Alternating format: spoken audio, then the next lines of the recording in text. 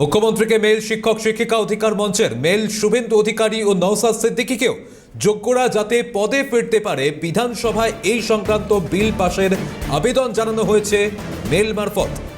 মুখ্যমন্ত্রীকে মেল শিক্ষক শিক্ষিকা অধিকার মঞ্চের যে মেলে দাবি জানানো হয়েছে যে যোগ্যরা যাতে পুনরায় পদে ফিরতে পারেন বিধানসভায় সংক্রান্ত বিল পাশেরও আবেদন জানানো হয়েছে এই মেলে।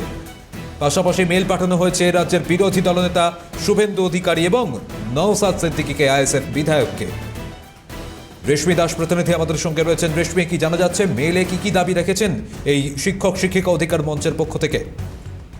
দেখো, যোগ্য শিক্ষক শিক্ষিকা অধিকার মঞ্চ অর্থাৎ যারা চাকরিহারা শিক্ষক, যারা নিজেদেরকে যোগ্য বলে দাবি করেছে এবং গতকালের যে তালিকা এসএসসি প্রকাশ করেছে সেই তালিকায় যাদের নাম নেই সেই সকল শিক্ষক শিক্ষিকাদের একাংশ ইতিমধ্যে মেল করেছেন মুখ্যমন্ত্রী মমতা বন্দ্যোপাধ্যায়, বিরোধী দলনেতা শুভেন্দু অধিকারী এবং আইএসএফ বিধায়ক নওশাদ সিদ্দিকীকে।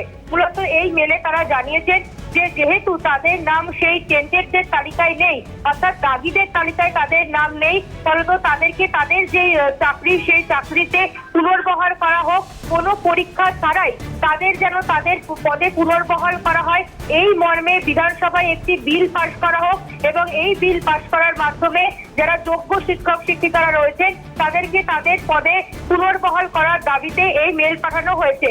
যদিও ইতিমধ্যে রিভিউ পিটিশন খারিজ করে দিয়েছে সুপ্রিম কোর্ট, তবে কিউরেটিভের জন্য তারা আবেদন করবেন, অর্থাৎ যোগ্য শিক্ষক শিক্ষিকা যারা রয়েছেন পাশাপাশি তারা এই মেল পাঠিয়েছেন এবং এই মেলে তারা আবেদন করেছেন বিধানসভায় যাতে এই বিষয়টি উত্থাপন করা হয়, অর্থাৎ যাদের নাম বিধানসভায় একটি বিল পাশেরও তাদের আবেদন জানানো হয়েছে। আপাতত ধন্যবাদ জানাচ্ছি রেশমি তোমাকে।